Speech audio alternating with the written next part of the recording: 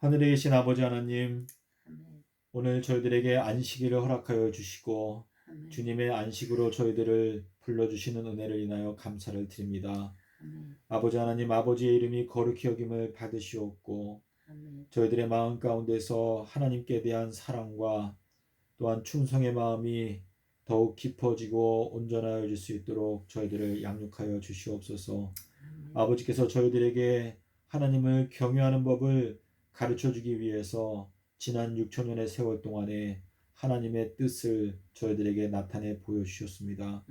저희들의 모든 선진들이 걸어갔던 그 길들을 바라볼 때 저희들의 마음 가운데 걸음을 주시고 저희가 하나님을 경외하는 길을 걸어가는 것이 얼마나 중요하고 또 복된 것인지를 저희들에게 가르쳐 주시니 감사합니다. 아버지 하나님, 저희 인생들은 흙에서 취하였지만 아버지께서 십자가의 모습을 통하여 전능자의 사랑을 저희들에게 불어넣어 주셨습니다. 주님께서 저희들을 사랑하시고 저희들을 주님을 찬송하는 사람들로 불러주시니 저희가 영원토록 아버지 하나님의 아름다우신 그 영광을 바라보며 기뻐할 수 있도록 불러주시는 은혜를 감사를 드립니다. 아버지 하나님, 이 시간에 저희가 신령과 진리로 예배를 드리기 원합니다. 아버지여, 저희들의 마음속에 함께하여 주시고 저희들의 마음을 정결케 하여 주시옵소서. 아버지께서 이 시간에 저희들의 귀와 저희들의 입술을 주장하여 주셔서 아버지의 뜻이 저희들의 마음을 비추고 또 온 세상이 환하여질 수 있도록 역사하여 주시옵소서. 예수님의 이름으로 기도드렸사옵나이다. 아멘.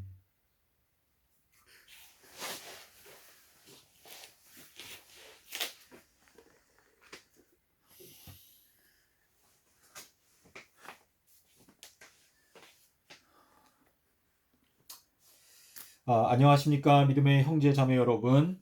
오늘은 2021년도 9월 25일 안식일입니다.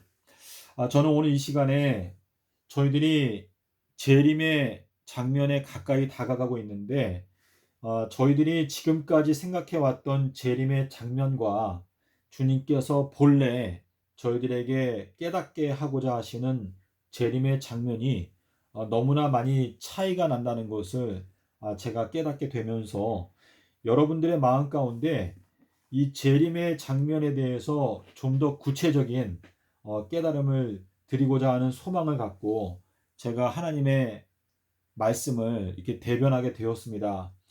저는 이 시간에 하나님께서 저의 입술을 주장하시고 오직 주님의 뜻이 온전히 드러나서 여러분의 마음 가운데 빛을 비추어 주게 되는 그러한 역사가 일어나기를 바라면서 여러분께 하나님의 말씀을 대언하는 시간을 갖겠습니다. 여러분께서 기도하시는 마음으로 하나님의 말씀을 살펴보시고 주님께서 분명히 말씀하시기를 너희들이 찾고 찾으면 나를 발견하게 될 것이다 라고 말씀하셨습니다. 그래서 우리가 하나님을 찾아가는 것은 우리가 물로 침례를 받고 물은 너희들을 구원하는 표인데 그것은 침례다 라고 말씀하시면서 침례를 받고 나서는 우리가 하나님을 향하여 찾아가는 여행길이 시작된다 라고 말씀을 하셨습니다. 저는 오늘 이 시간에 인자에 대해서 여러분께 말씀을 드리고자 합니다. 우리가 사복음서에 보면은 인자에 대한 표현이 많이 나오는데요. 우리가 이 재림의 광경이 다가올 때 인자에 대해서 우리가 똑바로 깨닫고 이해를 해야 우리가 인자 앞에 설 수 있도록 준비가 될 것이다 라는 것을 여러분께 말씀을 드리겠습니다. 자, 우리 다니엘서 8장 17절에 보시면은 가브리엘이 다니엘을 부를 때에 인자야 라고 불렀습니다. 인자야, 어떻게 하라고 그랬죠? 깨달아 알아라 라고 말했어요. 자, 그래서 이 다니엘에게 가브리엘이 인자야, 너는 깨달아 알아라 라고 이렇게 말했는데요. 저희가 특별히 이제 에스겔서에 가면은요, 이 에스겔이라고 하는 요 이름의 뜻은 무엇인가 하면 하나님께서 강하게 하시는 사람이다 라고 말했어요. 하나님께서 강하게 하실 자. 강하게 하신다. 자, 제가 에스겔서를 공부하면서 저도 에스겔서를 다 아는 건 아니지만 에스겔이라고 하는 그 이름의 뜻이 하나님께서 강하게 하신다라고 하는 뜻인데 에스겔 1장 1절에 놀라운 비밀이 들어 있습니다. 30년 4월 5일 날 에스겔이 하나님의 보좌를 보았다라고 기록하고 있는데 그 내용이 사실상 500년이 지나간 다음에는 예수님께서 십자가에서 달려 돌아가신 날짜가 되었습니다. 자, 지금 이 강하게 한다라고 하는 이 단어는요. 예수님께서 다니엘에게 오셔서 다니엘아 강건하라 강건하라라고 말씀하셨습니다. 자, 그리고 이제 여호수아에게 하나님께서 뭐라고 말씀하셨죠? 너는 마음을 강하게 하고 담대히 하라라고 이렇게 말씀하셨는데 자, 이 강하다라고 하는 것의 요 특징은 무엇인가 하면 잠언 24장에 보게 되면은 뭐라고 말씀하셨죠? 24장 5절에 보면은요. 지혜가 있는 자는 어떻고 강하고 그리고 지식이 있는 자는 힘을 더한다라고 말씀하셨습니다. 그래서 우리가 이 에스겔은 하나님께서 강하게 하시는 사람이다라고 하는 이름을 갖고 있는데 에스겔을 하나님께서 부르실 때에는 이 에스겔서 안에 90번 이상 90번 정도를 하나님께서 에스겔을 부르실 때마다 인자야라고 부르셨습니다. 인자야. 자, 인자라고 하는 것은 하나님의 아들이다라고 하는 의미를 갖고 있습니다. 자, 그런데 우리가 이제 예레미야서 31장 27절에 보시면은요. 하나님께서 갖고 계신 계획이 나오는데 하나님께서 사람의 씨 그리고 짐승의 씨 사람의 씨와 짐승의 씨를 내가 뿌리겠다라고 이렇게 말씀을 하셨는데요. 우리가 잘 알고 있는 말씀 시편 49편 20절에 보면은 존귀에 처하지만 어떠한 자는 깨닫지 못하는 자는 멸망하여 가는 짐승과 같다. 자, 이 존귀에 처한다라고 하는 그 단어는 하나님께서 본래 우리를 만드실 때 그분의 형상을 따라서 창조하셨다.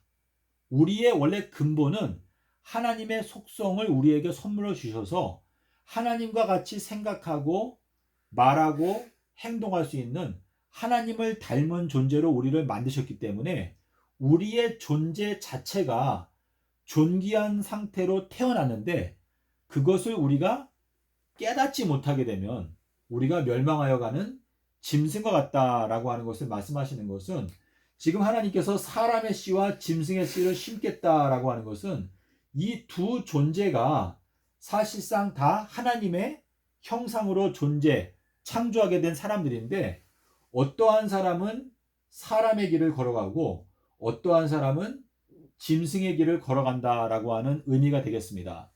근데 주님께서 이 땅에 계실 때 예수님 자신을 부르실 때 나는 인자다라고 말씀하셨습니다. 자, 우리 요한복음 5장 27절에 보면 하나님 아버지께서 예수님께서 인자가 되셨기 때문에 다시 말해서 사람이시기 때문에 예수님에게 심판하는 권세를 맡기셨다라고 말씀하시는데 예수님께서는 내가 세상을 이겼다라고 말씀하시면서 이기는 자에게는 아버지께서 나에게 그분의 보좌에 앉게 하신 것처럼 나도 역시 그 이기는 사람을 나의 보좌에 함께 앉게 하여 주겠다라고 말씀을 하셨습니다. 자, 예수님께서 마가복음 3장에 보면은요.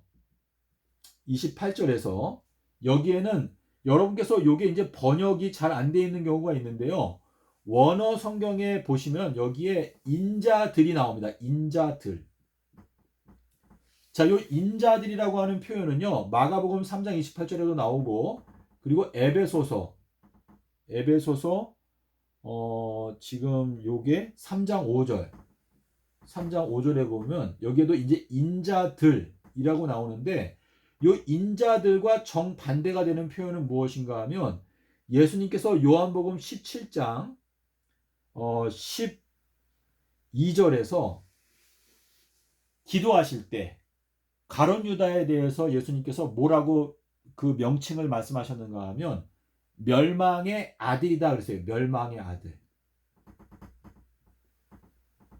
멸망의 아들. 자, 인자라고 하는 게 요 자라고 하는 게 아들 자자죠. 인자는 사람 인자인데 우리 원어 성경에 보면 사람의 아들. 근데 여기에는 이제 사람의 아들들이라고 표현하셨고 인자들이라고 하는 것은 사람들을 사람의 씨를 말하는 것이고 그리고 멸망의 아들이라고 하는 것은 이제 짐승의 씨를 말하는 것인데 자, 우리가 유다서에 가면은 뭐가 있죠? 유다서에 가면은 유다서 몇 절인가 하면은 유다서 10절. 유다서 10절에 보면은 짐승에 대해서 말하고 있는데 그 짐승의 특징은 무엇인가 하면 무엇이 없다고 그랬죠? 유다서 10절에 이성 없는 짐승과 같다. 자, 유다서 10절과 짝이 되는 게 뭐냐면 베드로 후서 2장 우리 12절에 여기에 보시면은 여기에도 똑같은 표현이 나와요. 이성 없는 짐승과 같다라고 나오는데 요 이성이라고 하는 요 단어가요. 요게 로고스. 자, 로고스가 뭐죠? 로고스는 말씀이죠. 말씀인데 요 말씀 앞에 뭐가 붙냐면 아가 붙어요. 아. 자, 근데 요 아라고 하는 요 단어는요. 노라는 뜻이에요. 노. 없다는 뜻이에요.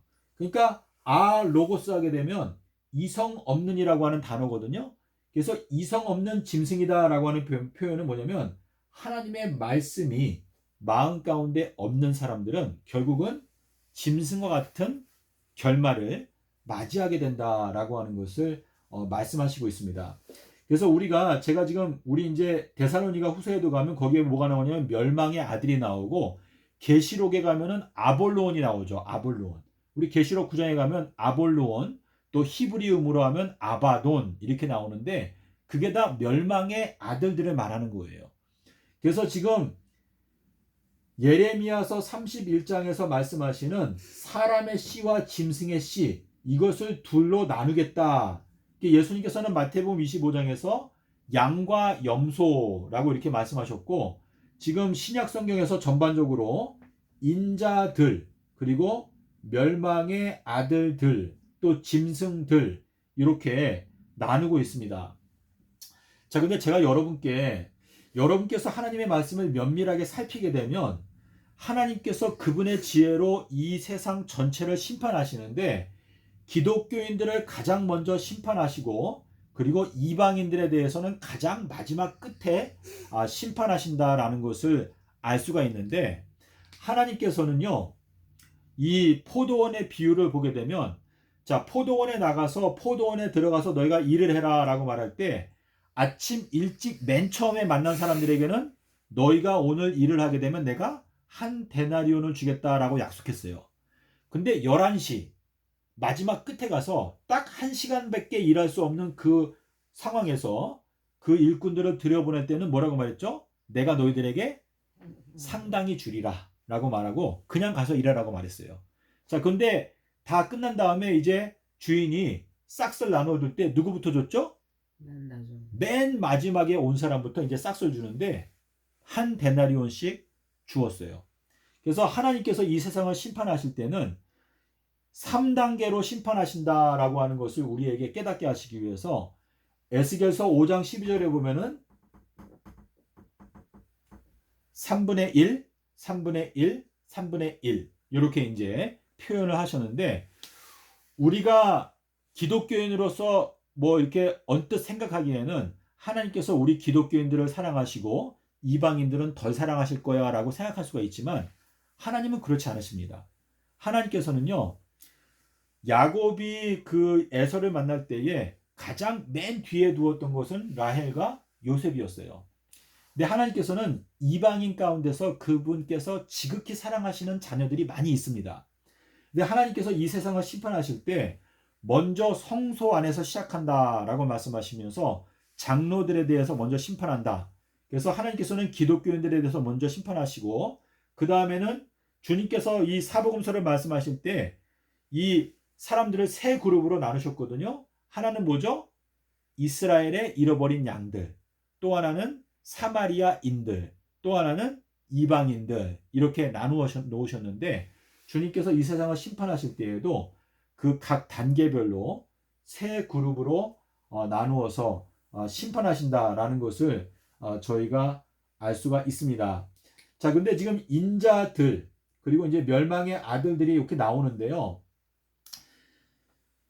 누가복음 18장에서 예수님께서 말씀하시기를 인자가 올 때에 세상에서 믿음을 보겠느냐라고 말씀하셨습니다.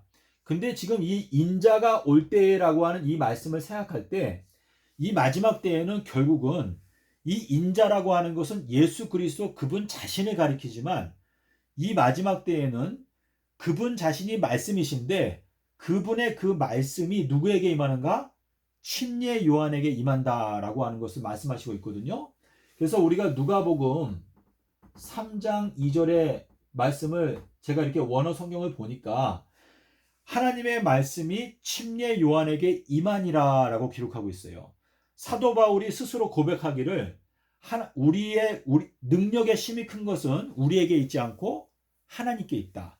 우리가 이 큰 보배를 질그릇에 담고 있다라고 표현하고 있거든요. 그래서 이 모든 구원의 역사는 예수 그리스도께서 다 통치하시는 과정에서 이루어지는 것인데 이 재림이라고 하는 과정은 예수 그리스도의 그분의 통치하는 그 능력이 이제 엘리야에게 임한다라고 하는 것을 설명하시고 있습니다. 그래서 지금 이제 누가복음 3장 2절에서 하나님의 말씀이 침례 요한에게 임한지라. 자, 우리 삼손의 경우에 보면 어떻게 됐죠? 삼손은 어땠죠? 힘이 강했죠. 삼손이 나귀 턱뼈 한 개로 1,000명을 쳐 죽였어요. 근데 거기에 보면 삼손이 하나님의 신에 감동되매라고 하는 표현이 있거든요. 그래서 우리들은 그냥 한 그릇에 불과하고 예수 그리스도의 그분의 능력, 영광이 그분의 그 신성이 이제 활동하게 되면 그 하나님께서 쓰시는 도구가 다시 말해서 나귀의 턱뼈가 1,000명을 쳐 죽이는 것처럼 이제 그러한 도구의 역할을 한다라고 하는 뜻인데 주님께서 말씀하시는 이 인자가 올 때에 세상에서 믿음을 보겠느냐라고 하는 이 말씀은요. 예수님께서 이 마지막 때에 보내시는 인자는 엘리야라고 지금 말씀을 하시고 있습니다. 제가 이 말씀을 자세하게 살펴보면서 저도 이 말씀을 여러분께 드리면서 하나님께서 갖고 계시는 계획이 이러한 계획 가운데서 흘러가는구나라는 걸 깨닫게 되면서 지금 현 기독교회를 생각하면 저는 굉장히 많이 마음이 답답하고 걱정이 되는 부분이 많이 있습니다. 그래서 현 기독교회에 대한 하나님의 지혜가 지금 열리고 있고 현 기독교회가 깨어나지 않는다면 옛날에 노아 당시에 홍수가 와서 다 멸망당하는 순간까지 깨닫지 못했던 것처럼 현 기독교회는 말 그대로 전멸하게 되는 위기 가운데 와 있다라는 것을 제가 생각하게 되면서 여러분께서 지금 이 인자, 제가 신약 성경에서 이 인자라고 하는 단어를 전부 다 찾아봤거든요. 그래서 다 찾아보니까 지금 이 재림 때에 보내시는 인자, 그 인자가 엘리야를 나타내고 있는데 이 엘리야가 계시록 12장 5절에 나타나고 있는 철장 남자를 가리킨다라는 것을 제가 깨닫게 되었습니다. 여기에 보면 이 만국이라고 하는 단어가 나오거든요. 근데 이 만국이라고 하는 단어는요. 마태복음 25장 31절에 나옵니다. 그리고 계시록 7장 9절에도 나옵니다. 그래서 이 만국이라고 하는 단어가 나오는 곳을 여러분께서 살펴보게 되면 이 만국을 다스리는 이 철장 남자가 갖고 있는 엘리야와 그리고 인자의 연관성을 여러분께서 이해하실 수가 있는데요. 제가 이렇게 자세하게 보면서 이걸 여러분께 설명을 드리려고 노력을 하는데 때때로 이게 제 입술에서 잘 안 나올 때가 있습니다. 근데 지금 이 인자가 오게 되는 시기가 언제인가 하면 현재 진행형인데 현재부터 인자의 날들이 끝나게 되는 것이 2023년 3월 달인데요. 예수님께서 요한복음 7장에서 말씀하실 때 너희가 조금 있으면 나를 이제 보지 못하게 될 것이고 너희들이 죄 가운데서 죽게 될 것이다 라고 하는 말씀을 하신 내용이 있습니다. 근데 요한복음 7장에 33절에 예수님께서 말씀하시기를 내가 너희와 함께 조금 있다가 나를 보내신 이에게로 돌아가겠다. 자, 나를 보내신 이에게로 돌아가겠다라고 하는 말씀하셨는데 우리 요한복음의 1장 6절에 보시면은요. 하나님께서 보내신 사람이 낫다라고 표현하고 있습니다. 그래서 지금 예수님께서 지금 요한복음 7장은요. 요한복음 7장이 언제 사건이죠? 초막절 사건이에요. 자, 초막절 사건은 예수님께서 돌아가시기 6개월 전에 예수님께서 하신 말씀인데 예수님께서 왜 이렇게 일찍 말씀하셨을까요? 자, 아직까지 6개월 이상의 기간이 남아 있는데 내가 너희들과 조금 더 있다가 내가 이제 나를 보내신 아버지께로 돌아갈 것이다 라고 하는 말씀을 지금 이 초막절 7월 22일이 오기 전에 이 말씀을 하셨습니다. 근데 그렇게 말씀하신 이유는요.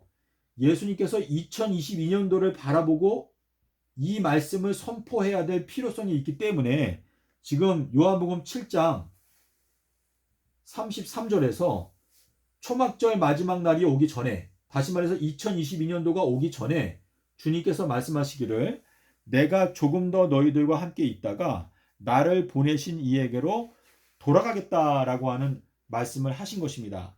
주님께서 우리가 이 말세에 살고 있는데 우리한테 오늘날 깨닫게 해주기 원하시는 것은 무엇인가? 너희가 지금 현재 2021년도에 살고 있는데 너희가 살고 있는 이 2021년도는 조금만 더 지나게 되면 너희가 더 이상은 인자 또는 엘리야의 기별을 더 이상은 들을 수 없는 때가 곧 온다라고 하는 것을 말씀하시는 것입니다. 그래서 여러분께서 요한복음 7장부터 요한복음 16장까지 연결되어져 있는데요. 그 내용을 여러분께서 읽어보시게 되면 지금 주님께서 우리에게 하시는 말씀의 핵심은 뭐냐? 예수님께서는 여러 차례 말씀하셨어요. 빛이 있을 동안에 빛을 믿어 어두움에 붙잡히지 않게 하라 라고 하는 말씀하셨는데 우리가 이 기회를 놓친다. 낮이 12시가 아니냐. 사람이 낮에 다니면 그 빛을 보는 거로 넘어지지 않지만 밤에 다니면 빛이 없기 때문에 넘어진다라고 하는 말씀하셨는데 지금 이제 이 지구 역사의 마지막 밤이 다가오고 있습니다. 지금 현재는 저물어가는 때에 저희가 살고 있거든요. 그래서 이 저물어가는 때에 빛이 아직 있을 동안에 너희가 그 빛을 믿어서 빛의 아들이 되어야 한다라고 말씀하시면서 빛이 있을 때 빛을 믿어야 어두움에 붙잡히지 않는다라고 말씀하셨는데 예수님께서 빛이 있을 동안에 빛을 믿어서 빛의 아들이 되어라 그 말씀을 하시고 어떻게 했죠? 예수님께서 그 사람들을 떠나가셔서 숨으셨다라고 말했어요. 그래서 이 숨으셨다라고 하는 것은 예수님께서 하늘에 승천하셔서 올라가셔서 아버지 그래서 우리 사도행전 1장에 보면은요 1장 11절부터 보면 예수님께서 하늘 위로 올라가실 때에 구름이 가려서 더 이상 예수님을 보이지 않게 했다. 다시 말해서 예수님께서 하늘로 승천하시게 되면서 예수님께서 구름에 가려서 숨으신 것입니다. 구름 속에 가려 있어서 숨어 있다가 재림 때가 되면서 다시 구름 사이로 보름달이 보이고 다시 오시는 예수님의 재림이 보이게 되는 것인데 그것을 예수님께서 설명하시기 위해서 빛이 있을 동안에 빛을 믿어 어두움에 붙잡히지 않게 하라 라고 말씀을 하시면서 요한복음 12장에 가시면은요 예수님께서 이 말씀을 하시고 저희를 떠나가셔서 숨으셨다라고 말씀하셨습니다. 자, 이 떠나가신다라고 하는 이 표현은 예수님께서 내가 너희들을 떠나가는 것이 너희들에게 유익하다. 왜냐하면 내가 떠나가지 않으면 보혜사 성령이 오시지 않지만 내가 떠나가게 되면 보혜사 성령을 너희들에게 보내주겠다라고 말씀하셨습니다. 그래서 지금 예수님께서 요한복음 7장부터 12장까지 말씀하시는 내용을 살펴보시게 되면 우리 기독교인들에게 은혜의 문이 열려있는 기간은 2023년도 3월달까지를 말하고 있는 것인데 그 빛이 있는 기간을 주님께서는 인자의 날들이다 라고 표현하시고 있습니다. 그래서 그 인자의 날들이 있는 그 기간 동안에 너희가 빛을 받아들여서 빛을 믿어서 빛의 자녀가 되어라. 너희가 빛의 자녀가 되지 못하면 너희들이 가는 길을 너희가 알지 못하게 될 것이다 라고 하는 것을 예수님께서 말씀을 하셨습니다. 자, 그래서 제가 오늘 인자에 대해서 여러분께 말씀을 드리고 있는데요. 주님께서 지금 이 마지막 시대에 인자로 보내시는 것은 엘리야다라는 것을 말씀하시고 있습니다. 자, 초림 당시에 침례 요한이 왔을 때 침례 요한을 엘리야로 생각한 사람들이 없었습니다.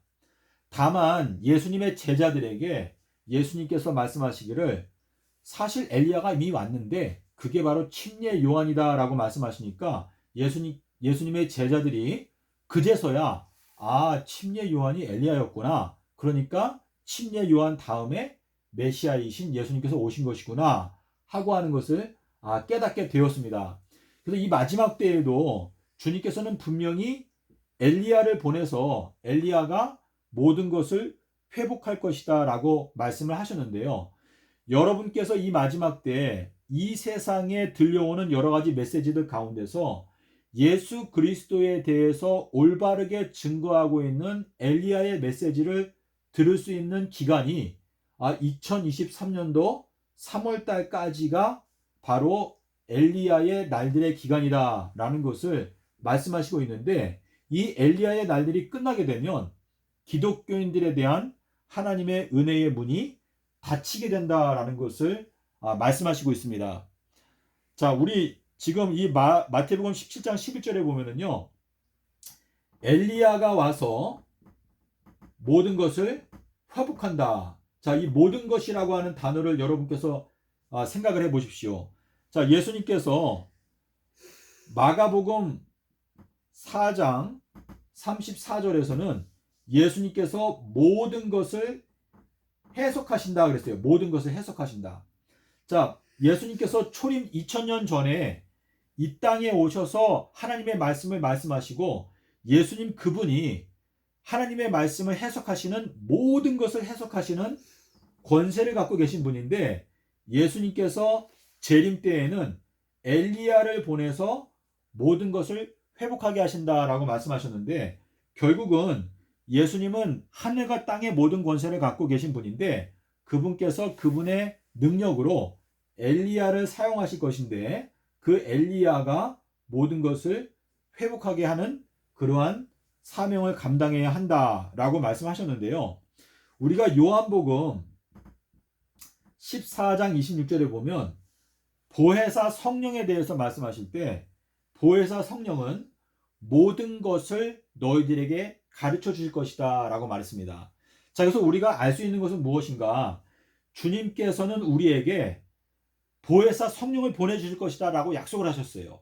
그래서 주님께서 하나님의 보좌에 가셔서 이제 아버지께서 나의 이름으로 보내실 보혜사 성령이 오시게 되면 보혜사 성령이 너희들에게 모든 것을 가르쳐 주시고 또 장래에 일어나게 되는 일들을 깨닫게 하실 것이다 라고 말씀하셨는데, 그 보혜사 성령이 이 마지막 때에 물론 주님의 자녀들에게 오지만 주님께서는 이 마지막 때에 이제 엘리야에게 하나님께서 성령을 부어주시고 엘리야가 모든 것을 회복하게 될 것이다 라는 것을 저희가 알 수가 있습니다. 자, 그래서 우리가 이 침례 요한과 그리고 이제 보혜사 성령 이 두 가지를 비교해 보면은요, 침례 요한의 경우에는 요한복음 1장 8절에 보면 침례 요한은 예수님에 대해서 증거하러 온 자다 그랬어요. 예수님에 대해서 증거하러 온 자라. 자, 근데 보혜사 성령도 요한복음 15장 26절을 보게 되면 보혜사 성령이 오시는 목적은 예수 그리스도를 증거하기 위해서 온다라고 말했어요. 자, 예수님은 누구의 이름으로 오셨죠? 아버지의 이름으로 오셨어요. 자, 근데 보혜사 성령은 누구의 이름으로 오죠? 예수님의 이름으로 오세요. 자, 아버지의 이름으로 오신다라고 하는 것은 예수님께서 이 땅에 오신 목적은 아버지를 나타내 주기 위해서 오신 거예요. 아버지의 이름으로 오셨다라고 하는 것은 예수님의 모습을 통해서 아버지를 우리에게 보여주기 위해서 오신 것입니다. 자, 그런데 보혜사 성령은 예수님께서 말씀하시기를 아버지께서 내 이름으로 보내실 보혜사 성령, 그가 오시게 되면 모든 진리를 가르쳐 주겠다. 그거는 보혜사 성령이 오는 목적은 예수 그리스도를 우리에게 깨닫게 해주기 위해서 오시는 것입니다. 근데 이 보혜사 성령이 이제 엘리야를 통해서 일을 한다라고 하는 뜻인데, 이 엘리야의 사명의 목적은 무엇인가? 엘리야는 예수 그리스도를 증거하기 위해서 오는 것입니다. 그래서 엘리야가 하는 목적은 예수님께서 2000년 전에 하신 그 말씀들을 풀어서 사람들에게 깨닫게 하고 가르쳐 주기 때문에 모든 것을 이제 회복한다라고 말씀을 하시고 있습니다. 자, 우리 마태복음 24장에 보면은요, 47절에 주인이 자기의 모든 소유를 그 사람에게 맡길 것이다 라고 하는 말씀하셨는데, 자, 모든 소유를 맡긴다라고 하는 표현이나 이 철장 남자는 뭐라고 했죠? 모든 나라를 다스린다라고 말했어요. 자, 그래서 주님께서 이기는 자에게는 내가 나의 보좌에 함께 앉게 하여 주겠다라고 하는 그 말씀은, 자, 우리가 이길 수 있는 이길 수 있는 비결은 뭐라고 말했죠? 예수님께서 하나님의 아들이신 것을 믿는 자가 아니면, 자, 예수님께서 하나님의 아들이다. 이거는 무슨 뜻이죠? 요한복음 5장 18절에 보면 뭐라고 말했어요? 아들이다라고 하는 표현은 예수님은 하나님 아버지와 동등하신 분이다 라고 하는 뜻인데, 예수님이 하나님 아버지의 본체시다, 그분과 동등하신 분이다, 예수님은 지존자이시다, 스스로 계신 분이다 라고 하는 그 말씀을 마음 가운데 진정으로 믿는 믿음이 없으면 우리가 이 세상을 이길 수가 없다라고 하는 뜻인데, 예수님이 하나님의 아들이다라고 하는 것을 우리가 믿게 될 때 우리가 이길 수가 있게 되고, 우리가 이 세상을 다스리는 또는 심판하는 그러한 이 책임을 맡게 될 수 있다라고 하는 그러한 의미가 되겠습니다. 자, 그래서 믿음의 형제자매 여러분, 제가 지금 한 30분 정도 말씀을 드렸는데요, 여러분께서 지금 자다가 깰 때가 벌써 되었습니다. 여러분께서 생각하는 재림과 예수님께서 말씀하시는 재림의 광경이 너무나 다릅니다. 자, 예수님께서 재림하시는 시간은 1경, 2경, 3경, 4경 이렇게 말씀하셨는데, 기독교인들에게 재림하시는 그 시간은 바로 1경, 이 1경이 기독교인들에게 예수님께서 재림하시는 시간입니다. 그래서 1경이 지났을 때, 1경이 지나자마자 문이 닫힙니다. 문 닫힘. 자, 좁은 문으로 들어가기를 힘써라. 들어가기를 구하여도 발견하지 못하는 자들이 많을 것이다 라고 예수님께서 말씀하신 것은, 기독교인들이 지금 이 1경이라고 하는 것은 2023년도 3월 달에 1경이 끝납니다. 다시 말해서 기독교인들은요, 2023년도 3월 달이 오기 전에 좁은 문으로 들어가야지만이 구원을 받을 수 있다라고 하는 의미가 되겠습니다. 자, 그리고 이방인들의 경우에는 시간이 더 많이 있지만 기독교인들에 대해서 하나님께서 가장 먼저 심판을 하시고 그들의 운명을 결정하시기 때문에, 기독교인들은 지금 하나님의 말씀을 간직하고 있는 사람들이거든요. 그래서 이 하나님의 말씀을 간직하고 있다라고 하는 것은 놀라운 특권이기 때문에 기독교인들에 대해서 가장 먼저 심판을 하신다라고 하는 뜻이고, 자, 이방인들의 경우에는요, 42달. 자, 이 42달은 제3경이거든요. 3경. 자, 이 42달은 이 1260일인데, 자, 1260일 동안에 이방인들이 성경 말씀을 연구할 때 3년 반의 기간 동안에 성경을 처음부터 이제 배우게 되는 것인데, 얼마나 낯설겠어요. 우리 기독교인들은 평생 동안 성경을 봐왔지만 우리들은 그만큼 특권 가운데 있기 때문에 하나님께서 가장 먼저 심판을 하신다라고 하는 의미가 되겠습니다. 그래서 지금 요 1경이 끝날 때 인자의 날들이 끝나는 것입니다. 인자의 날들. 여러분께서 인자의 날들과 노아의 날들을 자세하게 비교해서 살펴보셔야 합니다. 자, 이 성경 구절은 제가 여러분께 여러 번 말씀을 드렸는데요. 다시 한번 제가 말씀을 드리게 되면 마태복음 24장 37절, 그리고 이제 누가복음 17장 22절, 그리고 이제 26절, 그리고 이제 히브리서 11장 7절, 그리고 이제 베드로전서 3장 20절, 그리고 이제 마태복음 11장 10절인데요. 여러분께서 이 노아의 날들과 인자의 날들, 그리고 이제 인자의 임함은 마태복음 24장 30절. 그래서 인자의 임함, 인자의 날들, 노아의 날들, 여러분께서 이 내용을 그냥 대충 생각하지 마시고 주님께서 우리에게 말씀하시고자 하는 정확한 시점이 무엇일까?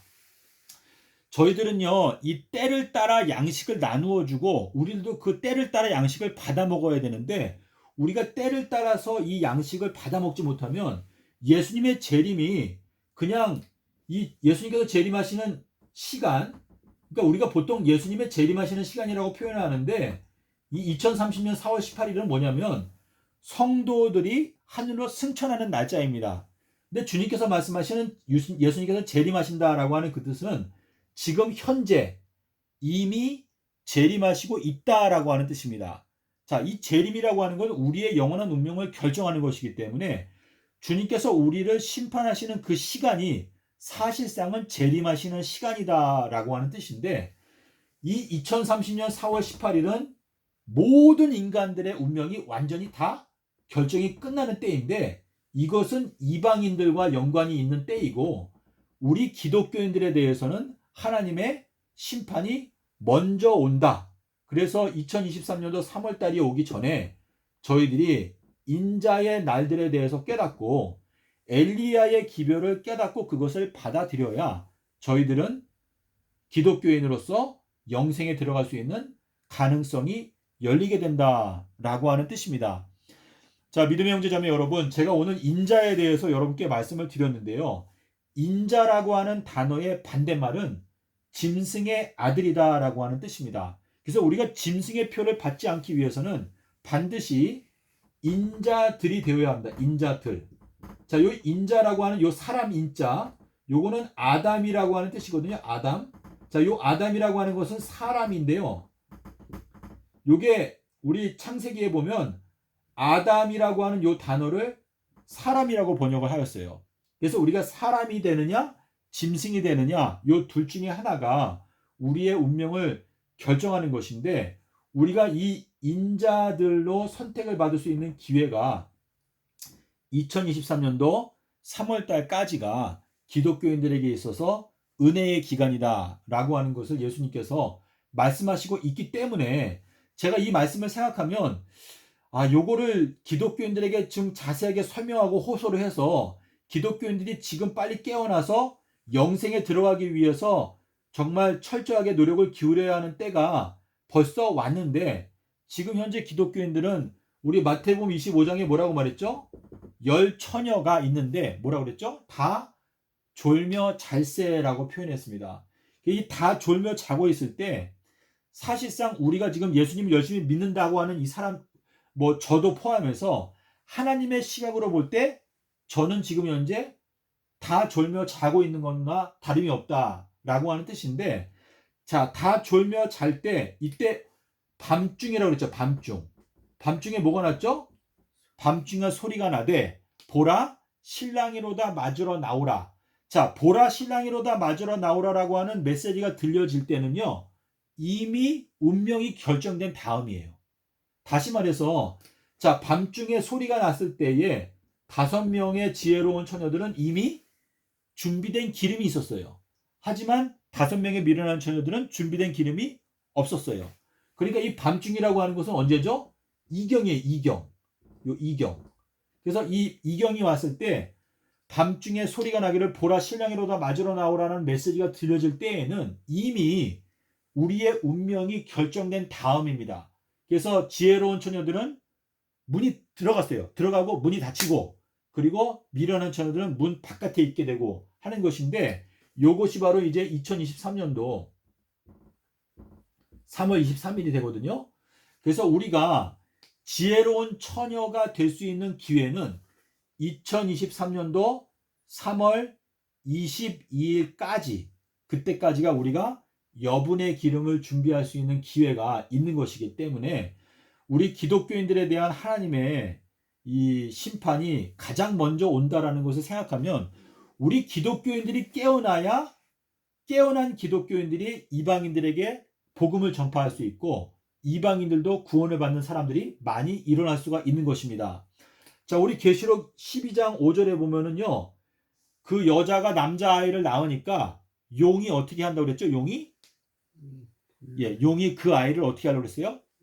삼켜버리려고 한다고 그랬죠. 삼켜버리려고 한다. 그래서 지금 우리가 이 철장 남자아이가 태어나게 되었을 때 그 철장 남자아이가 그 용의 삼킴을 받게 되려고 할 때 그 아이를 하나님의 보좌로 올려간다라고 이렇게 표현하고 있습니다. 그래서 우리는 이 철장 남자의 운명이 어떻게 될지는 우리가 정확하게는 모르지만은 요 철장 남자가 하나님의 보좌로 올라가는 시점이 요 2023년도 요 때가 된다는 것을 저희가 알 수가 있는데 우리가 성경 말씀 한 구절 보겠습니다. 요한복음 12장인데요. 이거는 여러분께서 기도하시면서 생각해 보세요. 요한복음 12장에 보면은 12장은 예수님께서 나귀를 타고 입성하신 날인데 그게 이제 2022년도를 가리키거든요. 근데 예수님께서 말씀하시기를 헬라인들이 왔었죠. 헬라인들이 동쪽에서 왔을까요? 서쪽에서 왔을까요? 집사님. 네? 헬라라고 하는 나라는 서쪽에 있어요, 집사님. 네, 네. 그래서 이제 예수님께서 말씀하실 때 너희들이 서쪽에서 구름이 일어나는 것을 보게 되면 무엇이 온다? 소나기가 온다라고 말을 한다라고 말했는데 그게 이제 여기 요한복음 12장에 보면은 여기에 명절에 예배하러 올라온 사람들 중에서 헬라 사람들 몇 명이 있다라고 말했는데 이스라엘 나라가 여기에 있으면 헬라 나라는 요 서쪽에 있습니다. 그래서 여기에 보면은 이제 헬라 사람들이 와서 우리가 예수님을 좀 보고 싶습니다라고 표현하거든요. 그러니까 이제 빌립과 안드레가 가서 예수님께 말해요. 예수님, 저기 헬라 사람들이 몇 명이 왔는데 그 사람들이 예수님을 좀 보고 싶다고 하는데 어떻게 할까요? 이렇게 말하거든요. 그 예수님께서 그 사람들을 만나러 그 마당 뜰까지 나오셔요. 근데 그 내용이 지금 여기에서 보면은 예수님께서 그 얘기를 듣자마자 뭐라고 말하냐면 인자가 영광을 얻을 때가 왔도다라고 말씀을 하세요. 근데 그거는 이제 우리가 앞으로 좀 더 연구하면 요 2022년도와 2023년도에 일어나게 된 예언을 우리한테 깨닫게 하기 위해서 왜 예수님께서 헬라 사람들이 만나러 왔을 때 인자가 영광을 얻을 때가 왔다라고 말씀하셨을까? 이제 우리가 요거를 이제 좀 생각을 해봐야 되는데 예수님께서 이 헬라 사람들이 만나러 왔을 때 그게 이제 2022년도를 가리키는 것인데 2022년도가 이제 저물어 갈 때 헬라 사람들이 예수님을 만나러 왔을 때 예수님께서 인자가 영광을 얻을 때가 왔도다.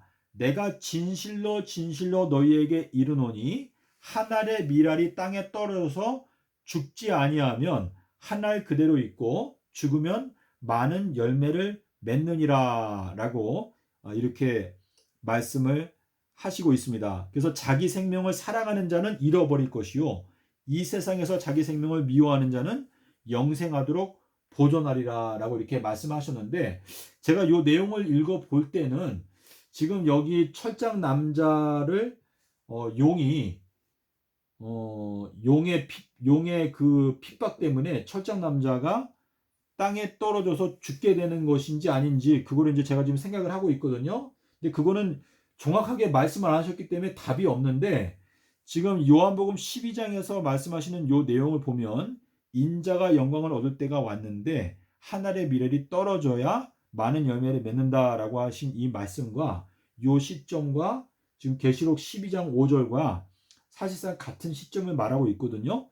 근데 요 내용은 제가 이제 기도를 하는 마음으로 생각을 해봐야 되고 주님께서 말씀하시는 것은 무엇인가 하면 어느 누구든지 이건 예외가 없어요. 예수님을 따라가는 사람은 누구든지 자기가 죽게 되는 그 십자가를 지고 예수님을 따라가야지만이 영생에 들어갈 수 있다. 이것이 이제 영생의 법칙으로 말씀하신 것인데 예수님께서 이 말씀을 마가복음 8장에서도 말씀하셨어요.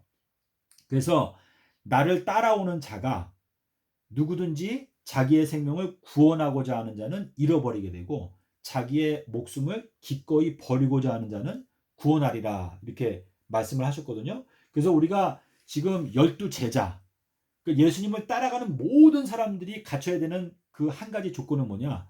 자기가 죽게 되는 그 십자가를 지고 따라간다. 예수님의 제자들은 예수님께 다 뭘 약속했죠? 내가 주님을 위해서 죽겠습니다라고 약속했어요. 자, 제일 먼저 말한 게 누구였어요? 베드로가. 주님, 제가 주님을 위해 목숨을 버리겠습니다. 이렇게 말을 하니까 나머지 12제자들도 다 따라서 그렇게 말을 했다라고 이렇게 기록을 하고 있거든요. 그래서 우리가 지금 주님께서는요, 주님은 전능자신데 우리를 위해서 목숨을 버렸어요. 그렇기 때문에 예수님의 그 사랑을 받은 사람들이 최소한 우리가 예수님께 돌려드릴 수 있는 최소한의 사랑은 예수님을 위해서 우리의 목숨을 바치는 것이다 라고 하는 것을 말씀하시고 있거든요. 그래서 우리가 요한복음 12장의 이 내용을 읽어보게 되면 이 계시록 7장에 가면 뭐가 나오죠? 셀 수 없이 많은 이방인들이 나온다라고 하는 것은 예수 그리스도를 닮은 첫 열매들 14만 4천인들이 예수님에 대한 사랑 때문에 자기들의 목숨을 버리게 될 때, 다시 말해서 한 알의 밀알이 땅에 떨어져서 죽게 될 때 많은 열매를 맺게 되는 결과가 오게 된다라고 하는 것을 말씀하시고 있습니다. 그래서 우리가 이 예수님을 따라간다라고 하는 것은요, 우리가 이제 좁은 문을 통과하는 것인데, 이 좁은 문이 왜 좁은가? 첫 번째는 물 침례를 받아야 되고, 그 다음에는 성령 침례를 받아야 되고, 그 다음에는 피의 침례를 받아야 라고 이렇게 말씀하셨거든요. 근데 주님께서는 이 피의 침례를 뭐라고 말씀하셨냐면, 이것이 바로 나의 잔이라고 했어요. 잔. 예수님께서 마시는 잔. 자, 예수님께서 성만찬 예식을 할 때 제자들에게 뭐라고 말씀하셨죠? 내가 받아주는 이 잔을 너희가 먹고 마셔라. 그리하면 영생한다. 라고 말했는데, 예수님께서 기도하실 때 감람산에서 아버지여 내가 이 잔을 꼭 마셔야 됩니까? 제가 마시겠습니다. 라고 말했습니다. 그것은 예수님께서 제자들에게 나누어 주신 그 포도주 잔은 제자들이 마시게 되는 십자가의 잔을 의미하는 것입니다. 그래서 우리가 이 예수님을 따라가는 과정에 있는데요. 우리가 먼저 물침례를 받고 그 다음에 보혜사 성령을 통해서 우리가 양육을 받게 되면 우리가 예수님을 사랑하는 마음과 예수님의 은혜로 진리의 말씀을 깨닫게 되는 은혜 가운데 들어가게 되면 그 다음에는 우리가 이 피의 침례, 예수님의 그 십자가의 영광으로 우리의 마음이 굳건하게 되고 확실하게 되기 때문에 우리가 이 예수님의 십자가의 잔을 기꺼이 마실 수 있게 된다라고 하는 것을 말씀하시고 있습니다.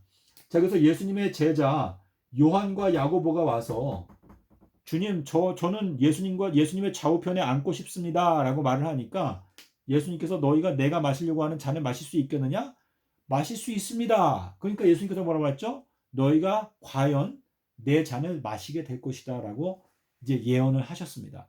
그래서 요한과 야고보가 다 예수님의 그 길을 따라가서 환난과 핍박을 당했는데 우리들도 역시 예수님을 따라가기 위한 첫 번째 조건은 나 자신의 존재가 부인되어지고 나 자신의 존재가 아버지의 계획 속에 흡수되는 것입니다. 그리고 그 아버지의 계획 속에서 나를 위해서 준비되어져 있는 그 길을 갈 때 우리들은 이 모든 과정을 통과할 수 있다라고 하는 의미가 되겠습니다. 네, 믿음의 형제자매 여러분, 제가 좀 길게 말씀을 드렸는데요. 오늘 마지막 결론은요.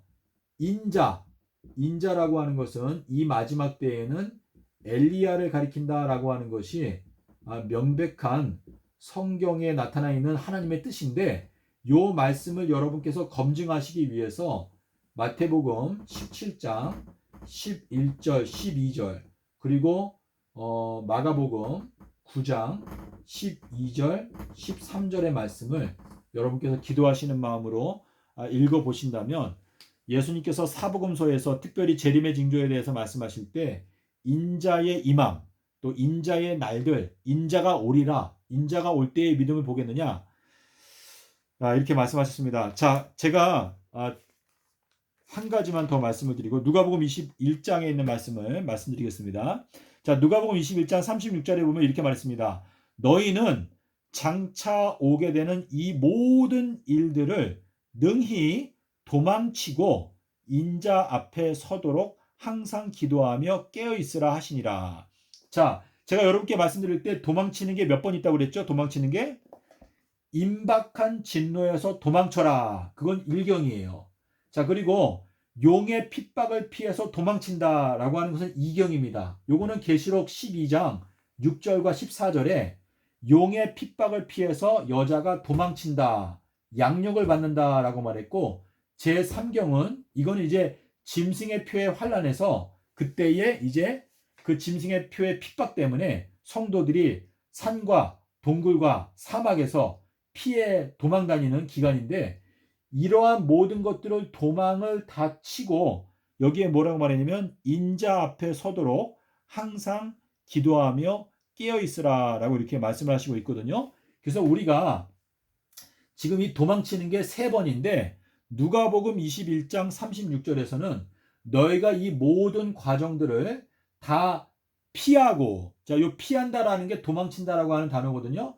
다 도망치고 인자 앞에 서도록 항상 기도하며 깨어 있으라 라고 말씀하신 것은, 우리가 이 1경, 2경, 3경, 4경 이게 밤이거든요. 밤. 자, 아침이 오나니 밤도 오리라. 파수꾼이요.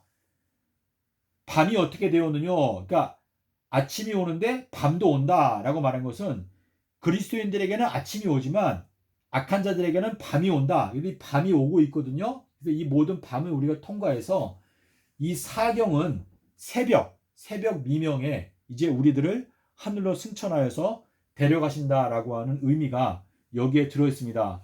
여러분께서 기독교인으로서 지금 1년 반이 남았습니다. 1년 반.